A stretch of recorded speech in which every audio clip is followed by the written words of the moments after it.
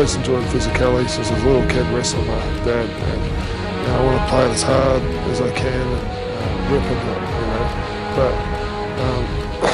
I want to have respect for my opponent as well, throughout the game, try and play in the right spirit.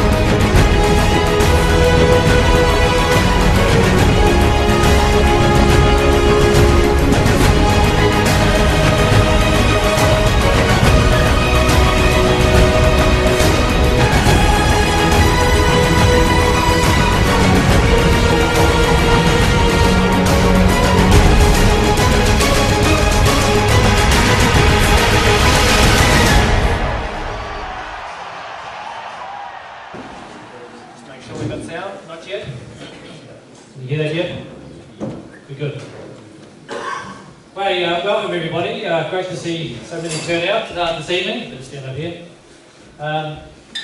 Great to have Brad here this evening. If you don't know which one he is, he's the short one over there by the door. It's actually his initiative to come down here.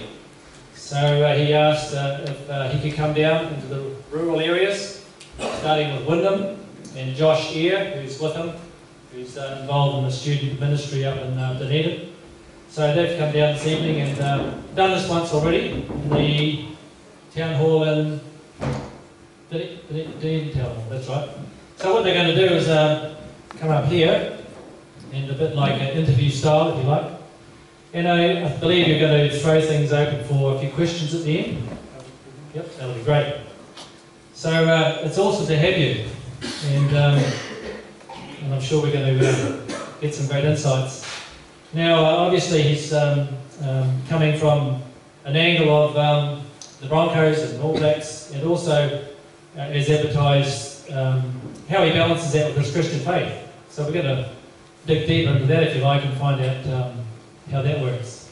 So we're really keen to hear how things go there. So now we have a presentation, first of all, because we have a young man here who's needs to be in bed shortly, and he's been hanging up to see Brad all week. So young Noah is going to come forward. Noah, do you want to come forward? You can come up here if you like. Brad, do you want to come up here?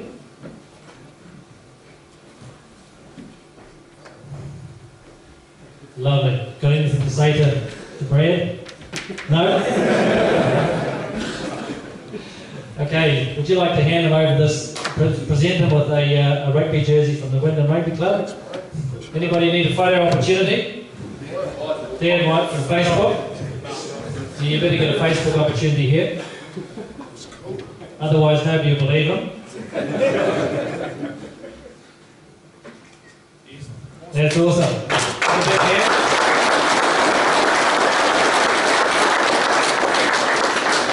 So Noah's been a great work. I've noticed him on the sideline around the fields here on Saturday. So great to be able to do that. So without any further delay, I'm going to bring Josh up. This is Josh Eyre, and he and Brad are going to take it away from here.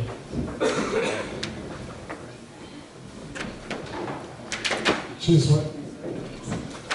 Thanks, man. Duke, thanks for having us. And so, as Stu said, basically have a bit of an interview, ask some questions, dig into a few things, and then as we're doing that, we can get some questions. So we want to hear from you guys, we want to hear what your thoughts are, and yeah, any questions you might have for Brad at the end as well. So we'll spin through this, and then we want to open it up and hear from you guys and questions you might have. So that's probably a key part of what we're wanting to do, is to for you guys to be able to talk to Brad. So you just had a bit of a run with the seniors. Give us, I think, there's some prospects. What do you see? They were impressive, yeah, very impressive. A lot of good hands. I realised, I thought, gee, these guys are good. Like, hardly put any ball down. Like Highlanders training would have gone down 5-6 times or whatever. But, you know, and there was no light. It was muddy conditions. It was wet. But then I realised why they were so good with their hands at the end, because they had to do down ups the amount of times they dropped the ball. But outstanding training. I really enjoyed it. Thanks for having me down there, boys. And it's just great coming from the level I play at, to see guys who turn up, coaches and people with support at the club because they want to, not because they're paid to, because they want to. And same from when I was a 6-year-old, and to this day, something I try and remember.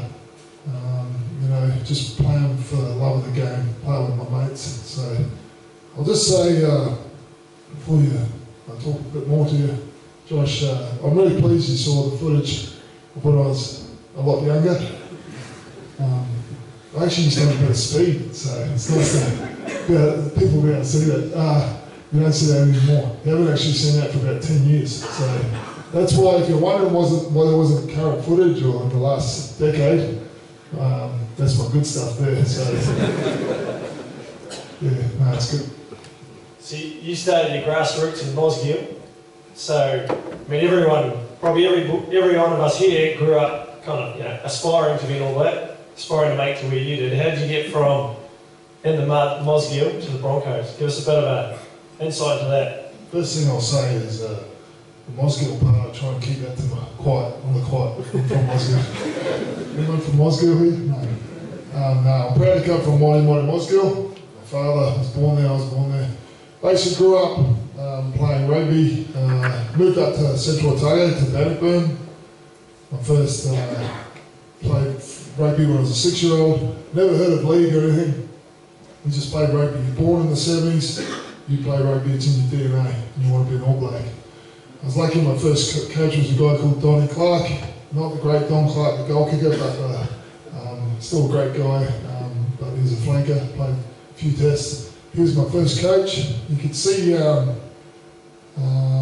maybe I wasn't the smartest rooster in the team, but the thing I always remember he said to me was, Brad, always go forward, always go forward. So at 39, kids, if you're sitting there, I'm still trying to go forward, not quite as quick as what you saw there. When we were 9 years old, Mum and Dad decided to take us to Australia. They thought there'd be some more opportunities over there. There's a lot of Kiwis going across to Aussie, and we went across. I found 2 games that I played over there. One was AFL. I thought, what the heck is this? Especially when I put the shorts on. And my voice went up about 2 decibels or whatever, 12. not good blood flow there, boys. But and the other game was rugby league. Now, private school kids in Australia, they play rugby. State school kids, they play league. And you just play what your mates play, don't you? You know, your mates play rugby or whatever. So my mates played league, and they said, come down, Thorny, come down and play league.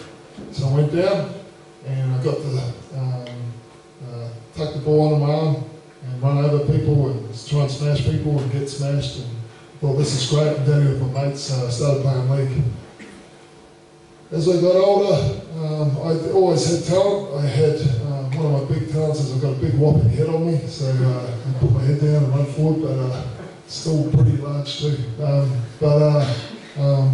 was a reasonably sized kid, and I loved a bit of contact. So I went alright at footy, but I didn't have any. I didn't have much discipline or I wasn't great at 80-minute performance whenever I go. I'd do a big hit or a big run and then I could go missing. I didn't have any discipline or anything. My dad got to about the age of 16. I had this talent. He saw that I had some real potential. Got sick of seeing it wasted. And he said, look, son, I've had enough of seeing you not reach your potential. If you don't go and run in the state forest next door, put a big effort in, I'm not going to give you a lift anywhere else going forward because I'm sick of you seeing you waste your talent. So I said, gee, that sucks. Okay. So I went over, started running this forest. Anything that was flat or downhill, I jogged. Anything uphill, I sprinted. And for the first time I went over there, 16-year-old, I'd never really taken to anything before this. And I did the run, I went, far out, this feels good. From that time on, I trained my ring out in that forest. My mindset, at the end of it, I wanted to feel like peeing, purring and spewing all at once at the end. That was my mindset. From a lazy kid, no discipline, changed to that. From that time forward, I never didn't make a state Queensland team again. And if my father hadn't stepped up at that point, I guarantee you I wouldn't be sitting here right now with 20 years of great times behind me. So it was a big moment for my old man. He stood up and stepped up as a man, and he said, get into it. So I really appreciate it for that. From that 16, 17, 18, I started getting noticed. I had a whole heap of clubs who were interested. I was about this height when I was 17 and pretty decent size. But my folks wanted me to start the Broncos. So I signed on with them when I was 17 in high school, got paid. I was pumped. I thought, far out, they're actually going to pay me to play footy. And I thought, I like this, I'll keep going. By 19, I was playing first grade, 21 Origin, 22 for Australia. So I had a lot of good times. Was that what you asked me leading up to the Broncos? Yeah. Yeah. So, yeah. So what, you unpack there, the influence your dad had, it's a pretty formative time. What would be some of the greatest influences that had in developing you as you joined the Broncos that really influenced you in that stage? The main influence was my father, and he actually passed away when I was 19. So he saw me play. I played 462 top-level games. He saw me play 7. He was a big part of. I reckon God gave it there. It was a big part of the reason why I'm sitting here today. So, he was a big encourager of my footy. He really drove me. He had a real love for the game, and especially in Rugby Union. He found the league a bit hard, 5 hit-ups and a kick. Thought, why not kick it earlier and make yards easier away? But he started to learn the game. But Wayne Bennett was a big influence. Probably the best coach I've had. So I've learned a lot of Wayne. A scary old bugger when I first got there. Big rowdy. But yeah, passionate, intelligent coach. Expected high standards. It was old school, I guess for me, back in 1994. I don't know how old a lot of you guys were back then, but you sort of had to front up, man up, and survive. It wasn't like these days young guys come in, oh, that's okay, mate, you know, we all work together, I'm going to help you out. It was like in league when I came in to first grade, I was 19, and I just couldn't get the ball. There was like in league you have sort of like a hierarchical system, like Glenn Lazarus still the first, and Gavin Allen, and then Alan Can. Most of you probably don't know these guys, but they were great players. I just couldn't get the ball, so you know, I had to get the ball. So what I found was if I chased back hard when the opposition kicked, the winger would return it, and then the next hit up, if I worked hard to get back after I've been doing tackling, I could get that hit up because the big goals weren't back there yet. So that's how I got my respect in the team. The thing was that hit up was the crap hit up. That's where you got smashed. And I used to run hard and straight, and sometimes I got smashed and sometimes I didn't. But I didn't say anything. I just got on with it, found a way to compete, to survive at that level. And I'll tell you what, all those older players loved me for it, and they respected me, and I became very close with them very quickly. I've got a thing, I call it these days the 2-year rule. 2-year rule. When a young guy rocks up, just shut up for 2 years. Just listen and learn. Show me, you know, show us what you're about. Don't yap it up. So back then I was about a 4-year rule. I didn't say about 4 years, but that's my recommendation to any young guy here. That's good. So you've gone from the Broncos, transferring Union, League, Union. What was happening there? Yeah, so it's quite a lot to that question, so I grew up. I told you when I was 9 years old I left New Zealand, and when I left New Zealand I knew who the All Blacks were. My favourite player was Don Clark, the great Don Clark, the goal kicker. Why? Because he was my dad's favourite player. So I love the All Blacks. I played 2 seasons for Cromwell Primary rugby. It was in my blood. That's what you do if you're born when I was born, or before that, or hopefully since. When I moved to Aussie, I did well with my league, and like I said, the Broncos picked me up. At a young age, I got to achieve some good stuff. 19, I said I was playing first grade, Origin by 21, Australia by 22. By the time I was 25, I won 3 grand finals, which some guys never win in their whole career. So I got to achieve a whole heap of stuff at a young age, which meant gave me an opportunity. I thought, well, I've had a crack at this stuff, it's awesome, but in my heart is this thing beating for rugby, you know, that's in my DNA from when I was young, and the All Blacks and stuff. And I've done this stuff that's cool. I'd like to go and test myself in rugby. I'd like to see if I didn't leave New Zealand, if I grew up there, could I achieve the same as I have in league? So I didn't want to go at the end of my career, like John Cohen or different guys I'd seen go across when I finished. I want to go in my prime. And so yeah, that's the reason I first went across. And when I first came across, it was, do I like rugby? Am I any good at it? Do I like New Zealand? Initially, if any of those remember when I first came across, they put me at number 8, probably the hardest position in the team. All the answer to all that was no. Then I went into the NPC competition, and Steve Hansen put me at lock. First it was lucid lock, and then they realised, gee, this guy can push, and they put me at tight head lock. And the game was very simple for me. They hardly used me as a jumper. They still don't to this day. But my nickname was Credit Card back then, because they could just sneak a credit card under my feet when I jumped. An old credit card, but not much difference now either. Good lifters. But so yeah, by the end of that year, yeah, I was feeling a lot, you know, I thought, yeah, I'm playing pretty good footy, I'm enjoying the game more, and I'm liking New Zealand.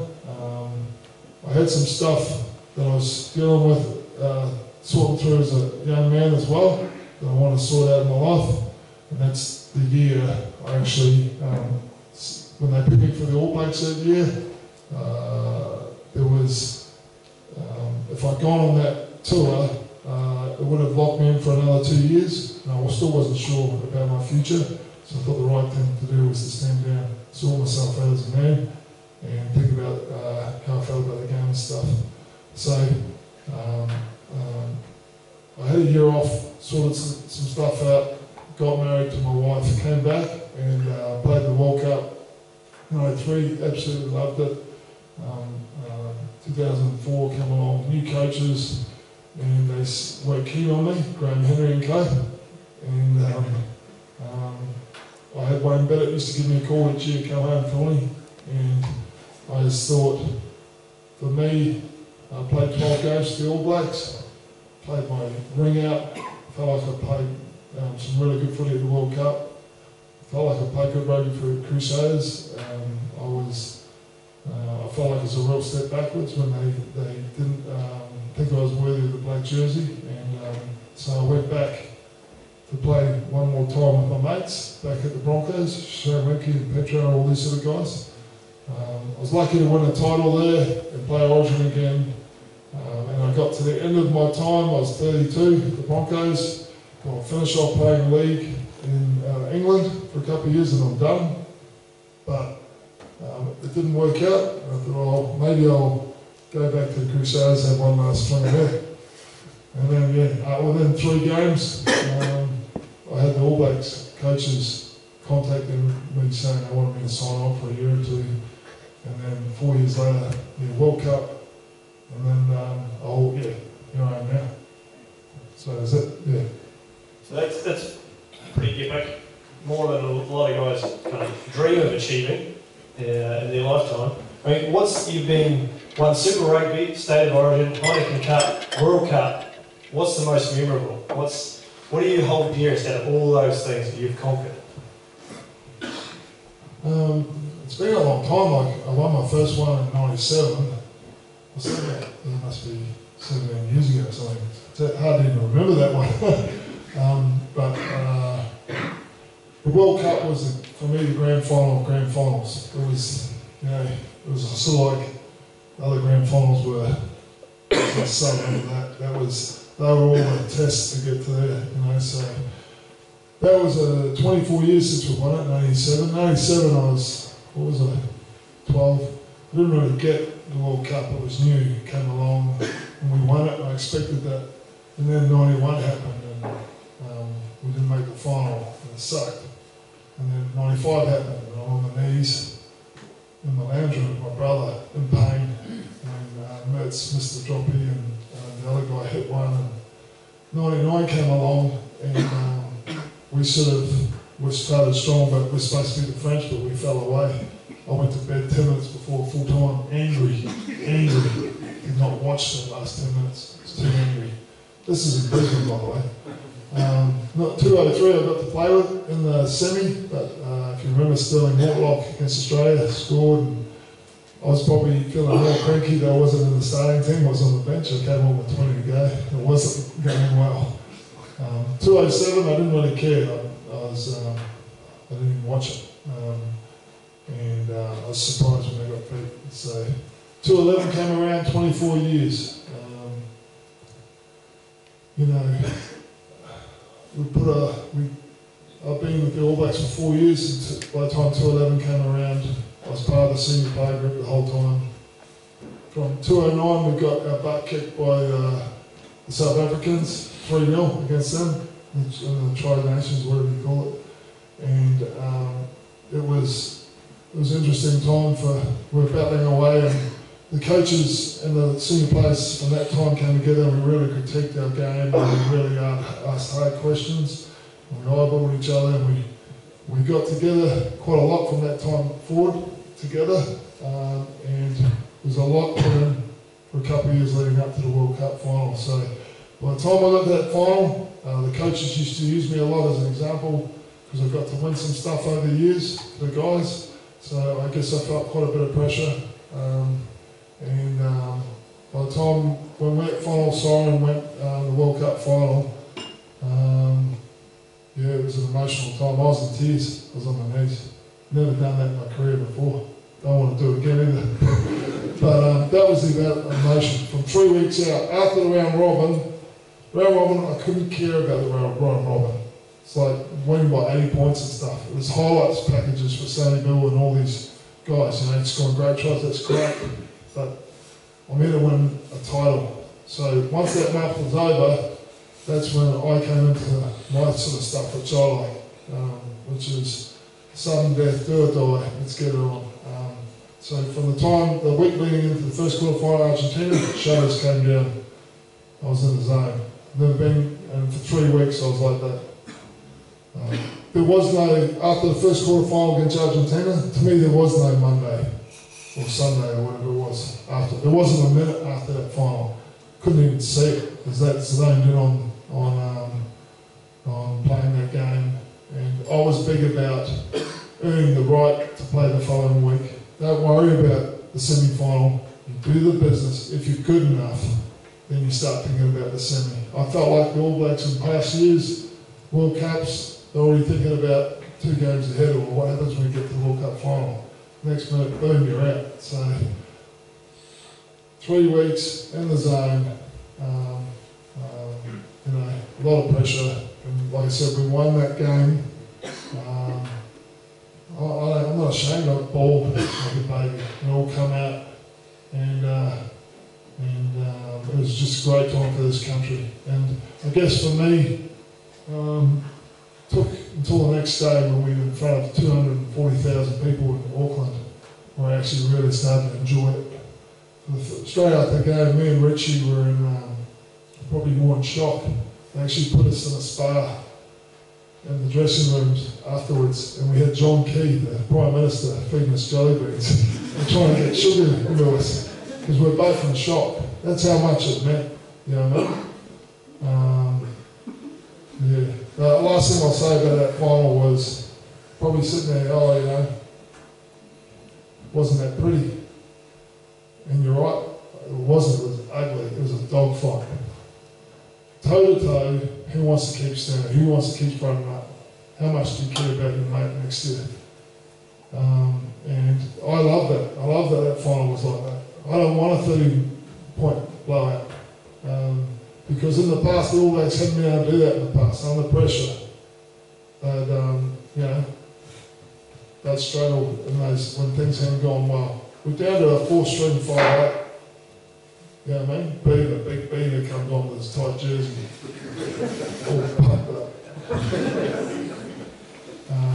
So yeah, we did what I felt like All Black teams had done in the past, which was win ugly, doing the business, getting it done, 1 point, whatever. So yeah. You said there's a huge amount of emotion coming through and winning that final. And we've seen on TV and recently that must be real pressures coming on at top level sport, seeing kind of Zach Guilford go downhill. I mean, how does that handle that? Well, give us an insight into that level of the ups and downs, the pressures that come from media, that's kind of psychological side of how you guys play. You gave us a bit of insight there, but right throughout the kind of the career, what does it take to be at that level and how do you cope with that? It's not easy, you know. When I was 19, I was probably earning more than most people on the street. How do you handle that? Or some people pat me on the back. Oh, you're awesome, Brad Thorn, you know. People didn't know me 2 years ago. All of a sudden the ladies noticed me more, you know, and I took a lot of advantage of that at the time. You know, everywhere, if I go to a nightclub, you know, I just walk straight at the front, walk in, have as much drink as I want, you know, it's a challenge for any young man, you know. I signed $1 million contract when I was 21, 22, and over a 3-year period. You know, how do you handle that? I had a car at the same time that had my name on it, Brad Thorn, driving around Brisbane. You know, like ego gets tested. You know, and I struggled probably as much as anyone else. These days, it's publicised a lot more. You know. Which is, it's good, it's tidying things up. People are, you know, you're going to be paid like that or whatever, you're going to be out of the public eye or whatever, you know, a role model and you know, there's a standard. And I don't think it's that bad a thing, but I just think from my era, I hear guys guys comment from my area, around my area before, I just get far out, because I know how things were back then, and I think we really be very, very careful how judgmental we are of guys like Zach Gilford and other guys today. So yeah, nice guy Zach, play with him, and obviously struggled with his, I think, gambling and stuff, and there are many challenges. And but at some stage, I guess you've got to come to a point where you go, I'm going to take ownership. I guess a lot of us, you could have had a bad upbringing, or this happened or that happened. At some stage, you've got to go, as a man, this needs to change. So yeah. So, kind of change tack a little bit. So, looking forward, if you were a betting man, what are you looking at coming World Cup next year? What's your thoughts? This is like asking Star Origin who I think is going to win. Queensland. Hopefully the All Blacks. But I think it could be similar to the Super Rugby these days. You notice how tight it was across the New Zealand franchises and across the whole board. The competition's very strong, compared to years gone by. I think it's similar at test level. I think the English are going to be strong on their home patch. They're just getting better and better. The Springboks are growing. They've got a good coach there. The Wallabies, I don't know. I feel like they're starting to come along. See if they can transition their Super Rugby stuff into their test team. But it seems like that Ewan McKenzie's a sharp rooster. French, who the heck knows? If they're there, they're dangerous. Remember Tonga beat them in that last World Cup? They're in the final, we only lost by 1 point. So you've got Joe Schmidt, who's a very good Kiwi coach. I played under him at Leinster. He's in charge of Ireland. So they've done really well. They won the Six Nations. So I think there's going to be some real competition there, and it's going to be good fun. So I'm looking forward to watching it. Good. So what advice can you give?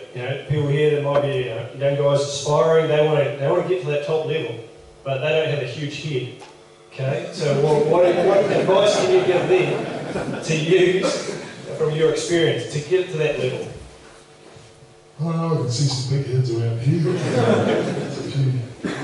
Potential. You should see my 3 sons, they're big heads as well. Advice. Just loving the game, have passion for what you do. Otherwise, go do something else. Don't waste the one life you got.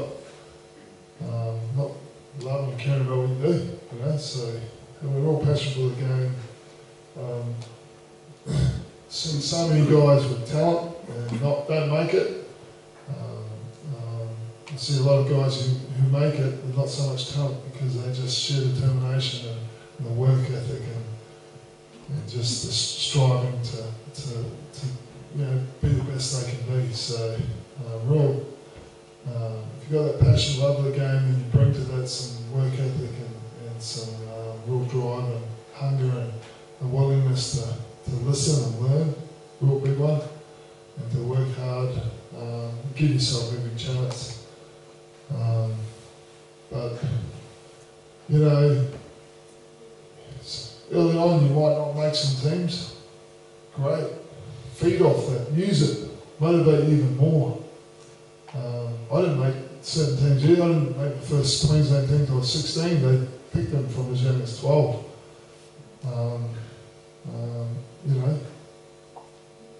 If there's tough times, that builds character. Embrace it. Use it. If you persevere, give it your best shot. At the least, you can walk away and say, "Oh, okay, I didn't make it. It wasn't professional. At least I look in the mirror and I know I gave it my best shot. I can go through this life and I can feel at peace because I gave it a go. And okay, that wasn't to be. I'm a good dad, or I'm good at a whole, different work skill set or whatever, and I feel at peace that I gave it my best shot. So yeah." Good. So one of the other things we were going to talk about is faith. You generally only hear Jesus talk about the rugby club when the team's losing, as it's mentioned a lot. So give us insight. How did you come to be a man of faith? What's that for you?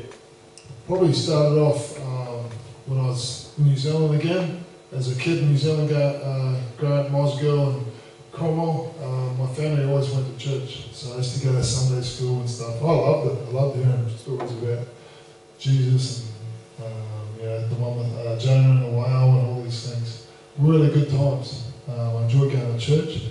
When we moved to Australia, we went to a couple of churches early on, but we didn't really find one that we felt comfortable in. And Mum and Dad didn't persevere, and we stopped going. So we go maybe on Christmas Day and Easter. So I grew up in the teen years, basically not going to church at all. Cool thing was, my mum and dad, some neighbours moved in when I was around 15, and they were Christians, and they asked my mum and dad to go back to church. So they went to church. That was great. My brother had a mate at school, and he said, "Come along if you want, check it out." And so he went along, and he got back going to church and recommitted his life to the Lord.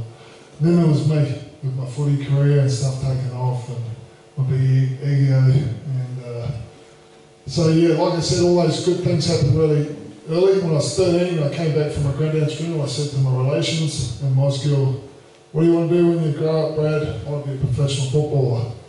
I knew when I was 13. You know what my relations did? They laughed. And it's funny how I've forgotten that to this day. One of those good things. Thanks for that, guys. That's what I should have said to them, because that helps drive me. But so I had a dream of being a professional footy player, and I got to achieve that. Like I said, 19 Broncos, by 22 was playing for Australia, so $1 million contract. I had a house, car, I had, ladies noticing me a lot more, as we laughed about before. Ego was massive, but somewhere in there, I got to that place I dreamed of, and I actually felt it was pretty empty. I felt unfulfilled. I was with the place that I dreamed of, and it was going to be awesome. And I got there, and it was like, oh, okay. So that was interesting for me. The more stuff I had, like I said, a $1 million contract. The more stuff I just wanted more. Finished with one woman, on to the next. Boozing all the time, all about me. Not really keen to listen and learn at others. Me and my big ego.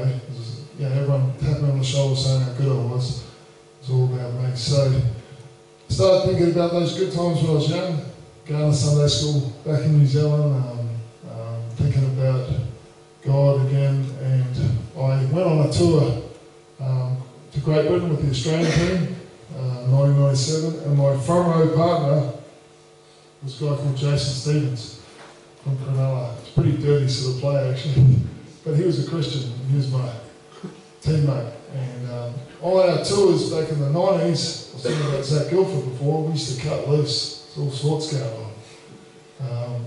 And he didn't. He really stood out. So I saw his actions, I respected it. And then I talked to him. And I said, "Look, Jace, you're a good guy. I see that. I like Christians. They're nice people. Maybe when I'm an old person and I'm nice, then I'll be a Christian. But at the moment, I'm a loose cannon. So until I change, I don't want to be a hypocrite. I'm not going to carry on. So I'm a Christian and, I'm shagging chicks and carrying on and stuff." He said, "Look, that's nice you talking about you changing, but, Jesus Christ, that's what Christianity is named after, died on the cross for your sin. You need to bring that to him. We've all sinned in our life, you need to bring that to him. And repent, ask for forgiveness for your sin. Ask the Lord to come into your life. Let him change you. Let him change you from the inside. It's not about you changing you. The Lord loves you. There is a God who cares about you. And he can change you." I said, "Okay, take that on board, that's nice." and I went back to Australia, and I got even worse.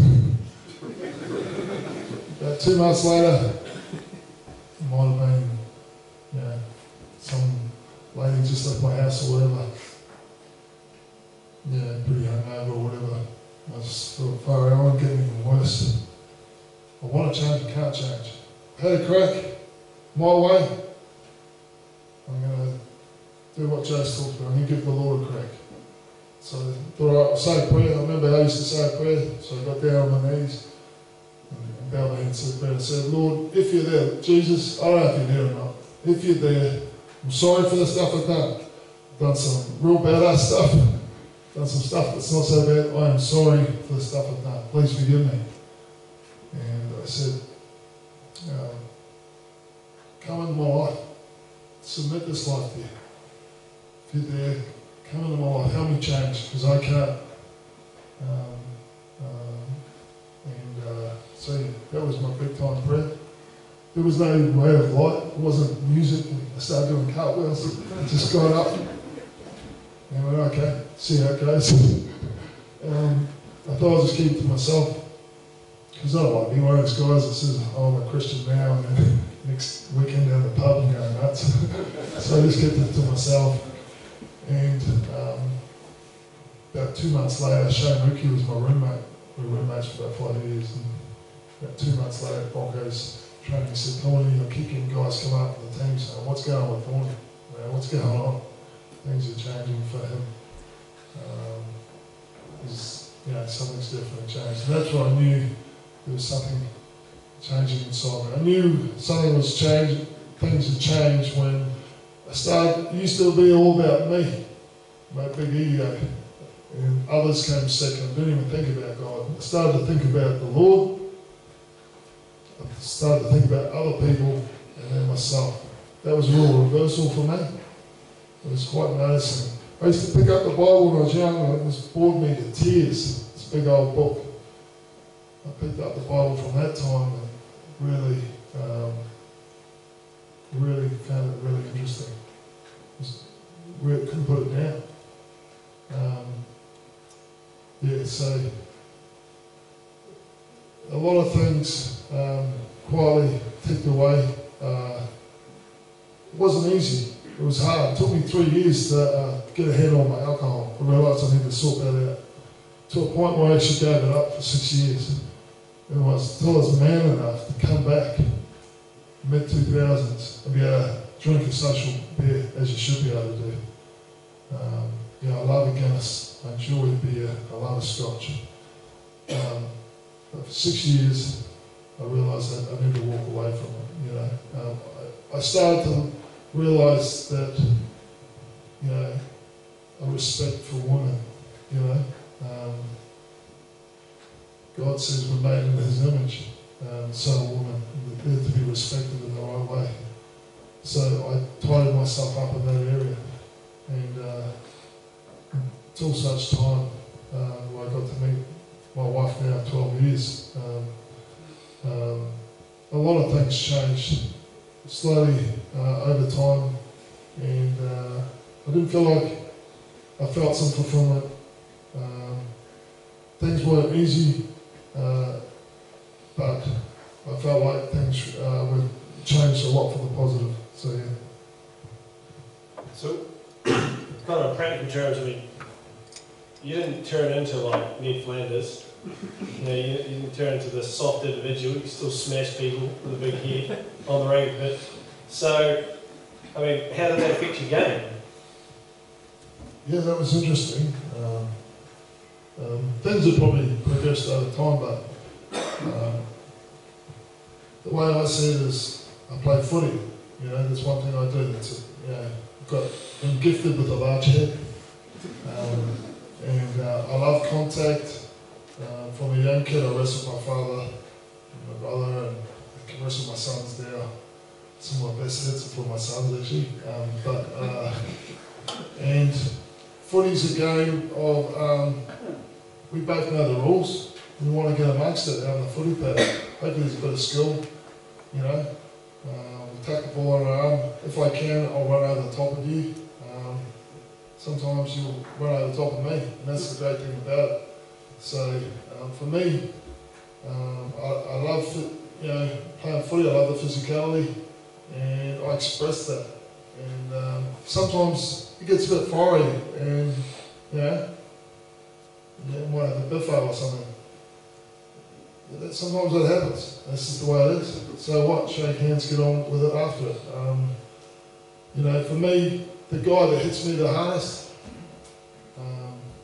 it's the most ferocious competitor. Probably usually the first guy I want to shake hands with. That's the respect I have for the man. It didn't affect me at all as far as how hard I went. I loved it. Loved it before, and I loved it after, and I love it now. What I really enjoyed was professionalism fitted in really well with Christ's nature. Humility. When you're humble, you're prepared to listen and learn. Caring about your mate. So when you care about your mate and you go footy, you don't go missing. You're there when it gets ugly, it gets tough. You take a 10-metre hit up and get smashed because you care about your mates. You're pushing a tight head lock, you'll get everything you have so that Owen Franks looks good in front of you because you care about him, and he'll lift you in the line out, or if there's a dust up, he'll have your back or whatever. Work ethic, discipline, striving for excellence, being the best you can be. The Lord gave his best when he gave his son, Jesus, on the cross. I asked to give my best when I played footy. It marries in perfectly with football. Rugby, the thing I love about rugby, even more over rugby league, is how selfless the game is. If I don't hit that ruck, then my halfback doesn't get good ball so he can hit the backs. If I don't push in the scrum, my prop can get really badly hurt. If he doesn't lift me well, I look like crap in the line-out. We all these little jobs that people don't see. A lot of rugby fans don't get it. Oh, that guy scored a try at the end. That's awesome. They didn't see the guy working on the inside or the decoy runner. They didn't see, some guy taking a half-metre pick and go and getting smashed but got quick ball. They don't see, some winger working hard and talking to his insides to keep the defensive line well. It's a selfless game and I love it, and it's a perfect fit with my faith, because that's the nature of Jesus, which is cool. So someone here is, starting to relate to your story, starting to think, there are things I want to change in my life, and I realise I can't. I've had a crack, but I don't have a Jason to talk to. What would be your recommendation for you guys here? Well, I guess it was good that there was a guy to have a chat about. I guess, for me, when I told you about the prayer, I said, "Oh Jesus, if you're there," quite a funny sort of prayer, After I said that prayer, I thought, "Oh gee, I've got to learn about this guy Jesus." I remembered him from when I was young, but I think I've got to look into this. So I knew there was 4 Gospels, 4 guys have written about him, 4 different points of view. They picked out different things. So I started reading there to get to know who this guy is. Is it a load of crap? Or is there something genuine about this? Is this real? So I tested it, read about the Lord. So maybe that's something you can do. You get a Bible. Like I said, they call them the Gospels. It sounds like a fancy religious word. It was 4 guys giving their opinion on the guy on the end there. And one guy might say, "Oh, he was really funny, he loved the surf.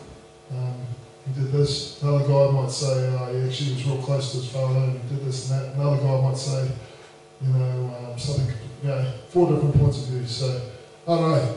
You don't have some guy to talk about, maybe pick that Bible up and check it out. And, only thing I'd say about it is if you read the Bible, read it in the context, the sentence in the context of the paragraph, in the context of the chapter of the book of it. Don't just pick out one thing. Anyone can pick out one thing and go, "Oh, it says this," load of crap. Read it in context. and see where you go from there. So, one of the things that Brad's brought along, there's a few of these, is over on a table there, and that's actually one of those guys' opinions, Luke's. But it's also got a few stories there of professional athletes and their stories about faith as well. So they're over on the table. If you want to take one of them, feel free to it.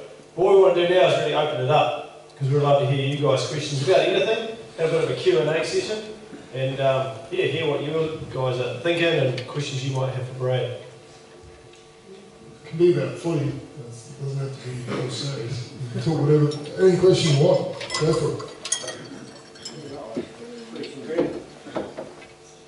What's your view on Sony Williams' walking program in Britain? Yeah, mate, that's an interesting one, isn't it? You know, I remember in 2010, Maranono did about 50 odd tests, and Sony was coming into the All Black team, and we're on a tour in Europe, and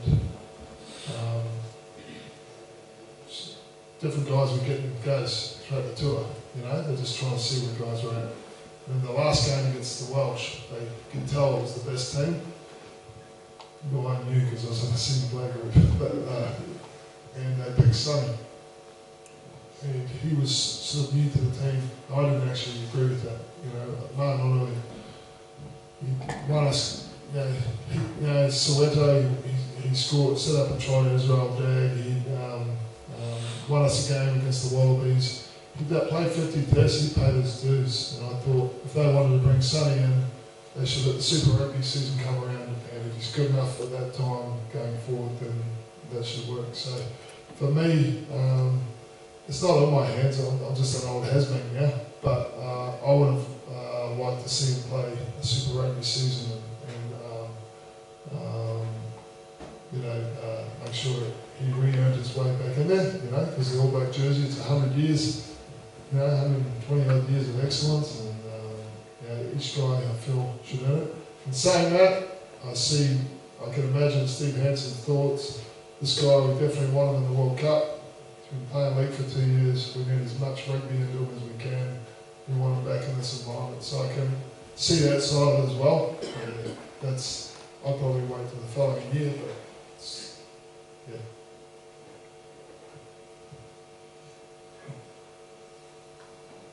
You had 10 minutes one-on-one with Todd Carney. What sort of advice would you give him?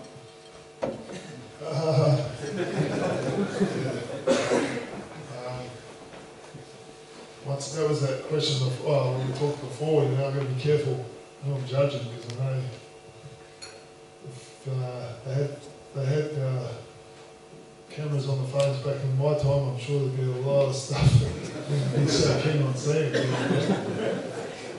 Maybe I'd say you're born 20 years too late, buddy. But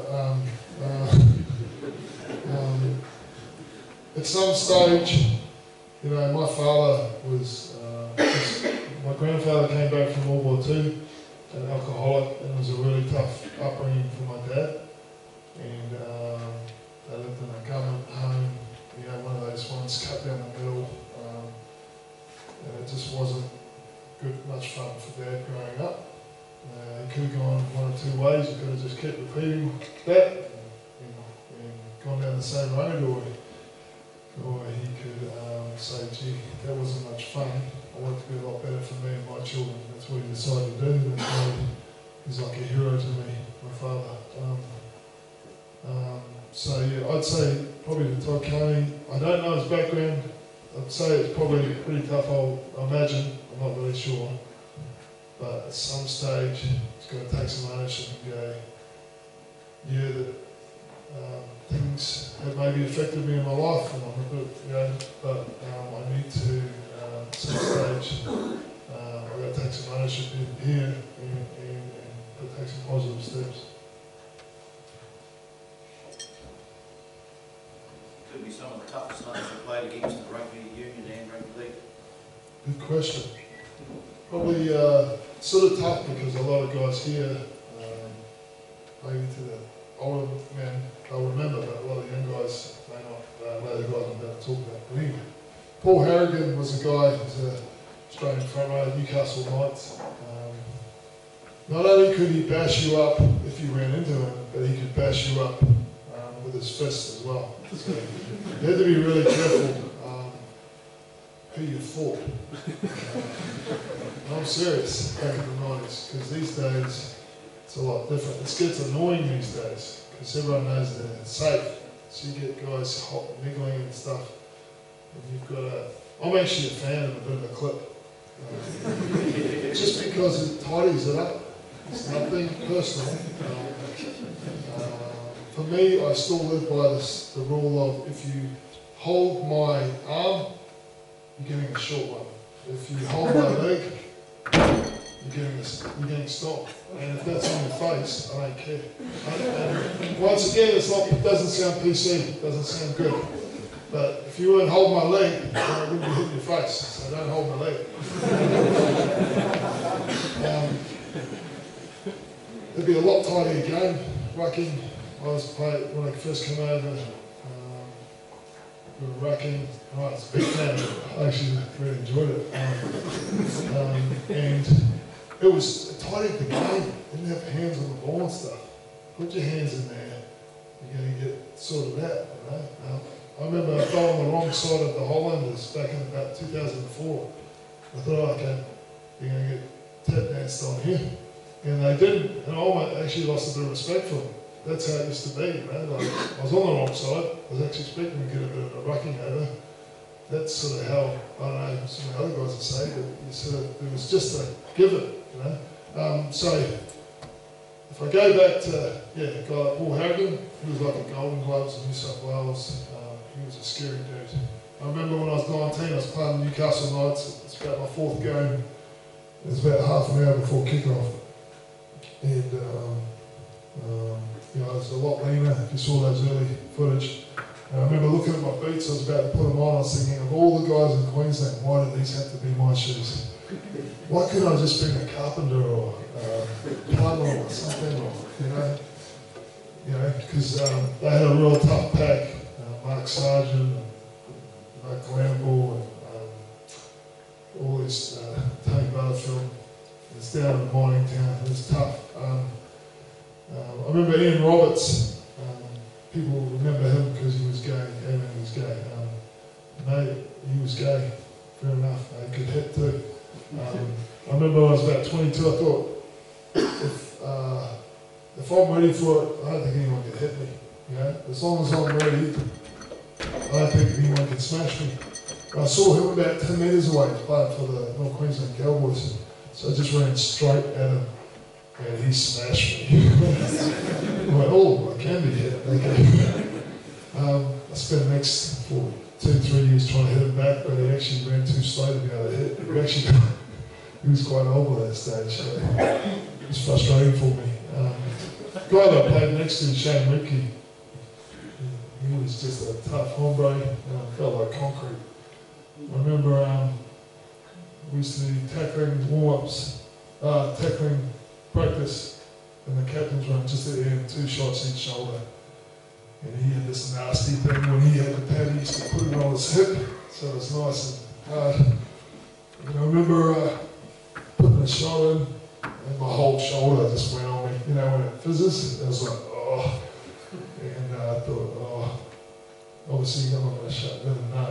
I hit the left shoulder, but I hit my more on my right. But I don't know how this is going to go, so I just went just as hard and got through it. But yeah, he was concrete. If I think of Kiwis for league, maybe a guy like Terry Henderson was a pretty tough hombre. If I come to rugby, you obviously got your guys like Jerry Collins that are tough. You get a lot of guys, anyone that plays at that top level is generally pretty rugby sort of guy. Like a good guy I enjoyed having stoushes with was Bucky's Botha. It's sort of funny playing him because he sort of looked like he's related to me. He's sort of, he had a big head too. So the thing I liked about Bucky's was he gave and he took, you know, and he was he used to use a lot of corny one-liners, but he was good fun. So yeah, there's a lot of top hombres out there, but that's just naming a few really. Everyone's quite very fixated here listening to you talk. Who of all the people you've met, has really held your attention? Well, number one's my wife.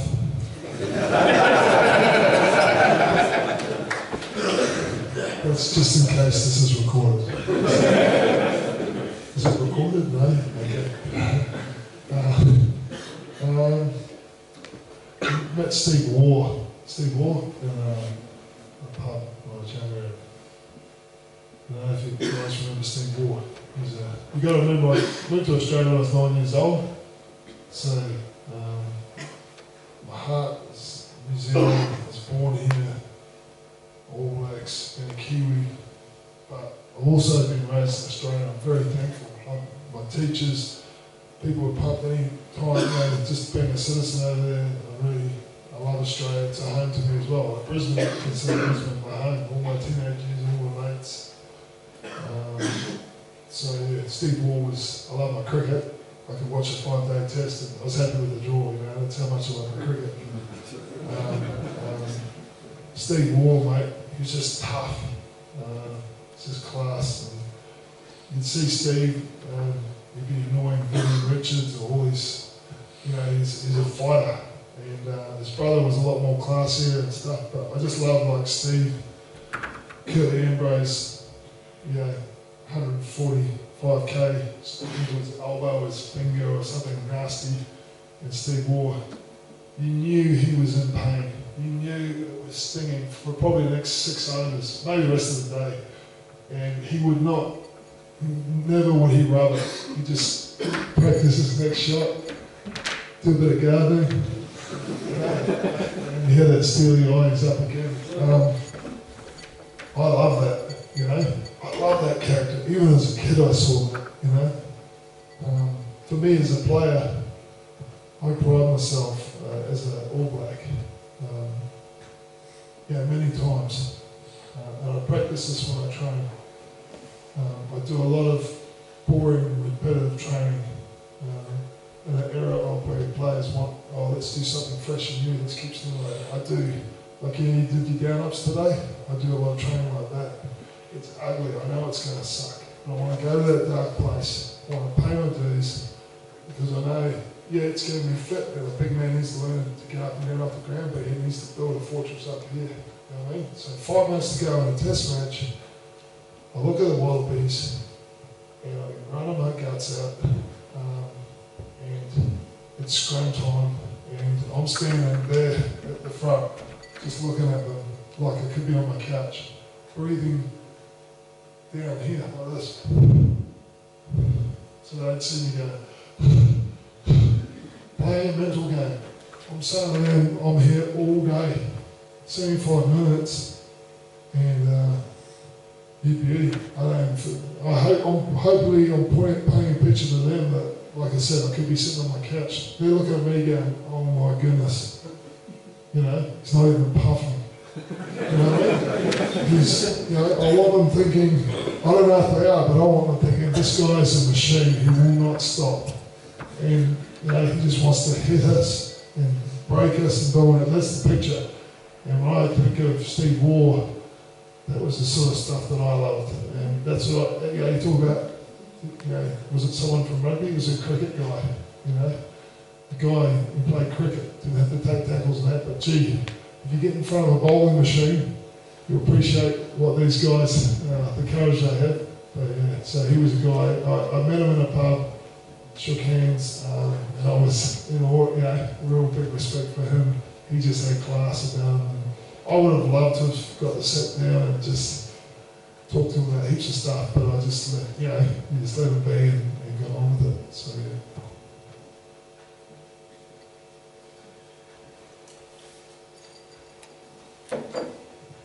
With Wayne Bennett, what makes him such a good coach? Everyone holds him in high regard. That's a real good question. Wayne, we keep saying simple. You know, people ask about Wayne Bennett. You know, it's no magic formula. Number one that I loved about him was he's about caring about your mate. If you heard me talk about before about my faith and how it applies to rugby, you know, if I care about my mate, I'm going to work hard for him. You know what I mean? I'm going to get hit for him. I'm going to stand up when I don't want to stand up. You know, 462 games. How many times do you reckon I felt perfect for 462 games?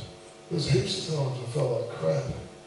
But there's times when I had vomiting, there's, you know, all sorts of stuff. Oh, I had injuries or whatever. But for myself, probably didn't want to play, but for my mates, I'd step up. You know, he was big about that culture, caring about your mate. Because when you care about your mate, you stand together. If you don't, it doesn't sound like much, caring about your mate. Imagine if the coach, that's the number one priority.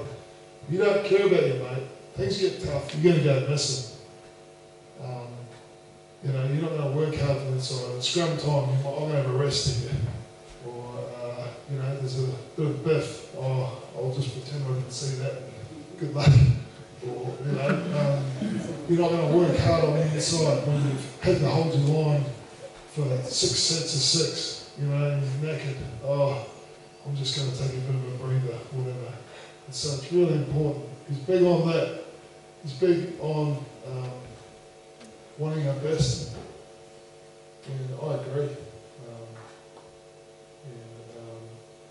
Got one life. Why would you settle for mediocrity? Screw mediocrity. Screw doing things half-hearted. Want your best. You know what I mean? Striving for excellence. That's what I feel. That's what I'm about. The cool thing is you never actually achieve it. You know, you can't be perfect, but it's great. You just keep on having a crack at it. You know what I mean? Be your best. So he's big on that. He was smart. He made good decisions on game plan and you know, which players to play where. He's a real competitor. You know, he's niggly. I played squash against him. He smashed me. He wanted to win at everything, and we all did. We just used to compete and play competitive games, and you know, we'd be in the gym trying to lift more than each other, whatever. It was great. So you just get this high standard, you know what I mean? And he had a love for the game, so he cared about the game. He wasn't just trying to make a fast buck as a coach or whatever, but he had a real passion for the game and how things should be. They're probably some of the traits of Wayne that I could tell you about, and there's probably heaps more, but yeah. Does that help?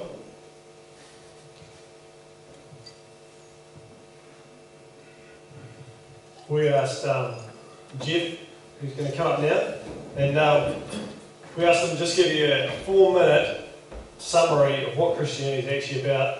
But we want to keep asking questions. We're not going to hurry off straight away. So if you've got a question or you want to come and ask Brad something as well, we're not going to rush off after this. We're going to hang around for a while and keen to get to know you guys as well. So, without you, Jeff.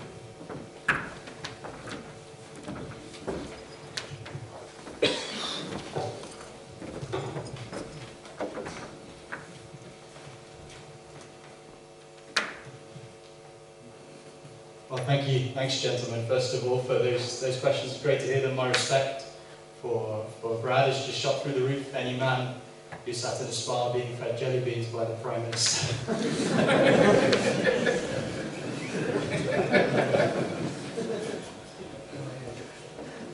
First rugby game that I watched in Wyndham was about 2 years ago. I was working as a teacher in a secondary school in South Wales at the time, and our school's first team had just come runners-up in the Welsh Cup. They're the second best rugby team, school rugby team in Wales. I thought they were pretty good, and that's until I watched the men's first team play. The way that rugby's played down here, it's just so much more exciting. It's fast-paced. You get the ball around so quickly. It's played with that enthusiasm, that ferocity, It's so exciting to be watching rugby down here, and it's great for me and my wife now that we've moved to Wyndham to stand on the sidelines on a sunny day and watch you boys playing. It's a bit of a thrill for us. We enjoy that. And it reminds us that we're a long way from home when the sun's shining and your team wins. But we love it. We love joining in with the culture in that way and being part of what's going on here. Rugby's huge, isn't it? Oh, I don't know where I started here. Rugby is massive. It's absolutely huge. But I want to sound a bit of a warning to you guys this evening. Because there's a danger that rugby can become the most important thing in your life. And some of you will say, you know, what's the problem with that? What's the big deal with that? That's not an issue, is it? But you see, if rugby is the most important thing in your life, what happens when you can't do it anymore? You know, what happens when there's that injury that knocks your season out? Some of you will be carrying injuries tonight. What happens when the unexpected happens and there's that freak accident, or sometimes even a death on the pitch? Rugby is not chess, is it? There are things that happen on and off the pitch which can stop you playing, that can ruin it. Well, what happens to your life then if rugby is the main thing? What about some of you older guys who look back on the past, on those golden days? You were heroes on the pitch in your day, but now old age has kind of caught up with you a bit. And you don't really have that thing to look forward to. It's always reminiscing. Or perhaps it's not rugby. You know, for some of you guys, it will be that you're big rugby fans, but maybe rugby isn't the most important thing in your life. And so for you, you're always focused on maybe the farm, or building the business, or you spend your energies in doing things that the world and everybody would say are good things, like being a good husband, or spending time with the kids, or the grandkids. You know, some of these things are great things. And I'm not here tonight to tell you that you need to give up on these things.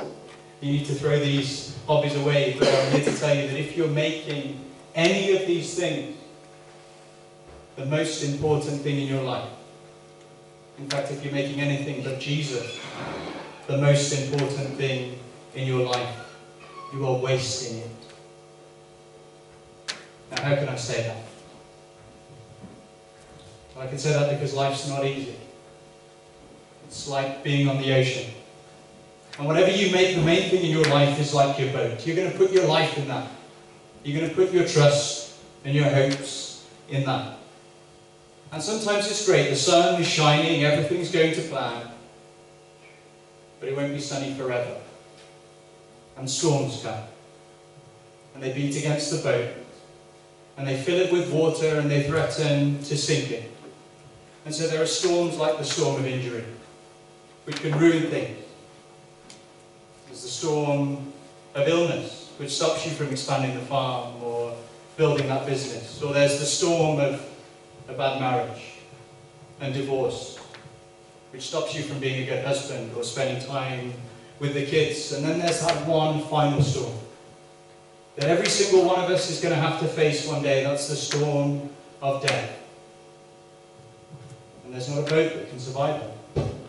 There's not one thing that we build our lives on that can survive that. You see, you could be the toughest, smartest, healthiest, best looking guy in the room. You could have canvassed the place, looked around and thought, yeah, there's not a guy in this room that I couldn't take on. But there's nobody here who has anything that death cannot take from you. The storm of death will take us all. Some of us will see it coming for a long time, and for others of us it will strike like lightning. Your life will be over, and you'll be stood before God in judgment. And He will ask you, why should I let you into heaven?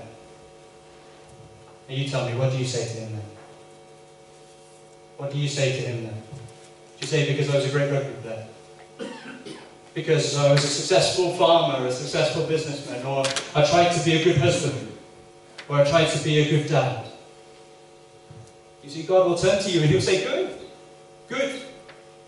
But what did you do with my son? What did you do with Jesus? You see, God will say, I saw you in your sins, that Brad mentioned tonight. All those things that we wouldn't want to talk about. Some of us laughed at them and we kind of said, yeah, that's the kind of thing I'd want to do as well. But these things that perhaps when we're on our own, they do make us feel guilty, that we're not so proud of. God says, I saw you in all of that, in all of your failings, all of your mistakes. And I loved you so much that I sent my son for you. He died in your place. He suffered your death and suffered your hell, the punishment that you deserve for breaking my law. And I raised him from the dead. He didn't stay dead, but I raised him from the dead. So that you could have something to put your trust in and to build your life on that is immovable. You see, it's like a great rock. And so when this storm comes, you have nothing to fear. And even though challenges will come and there is no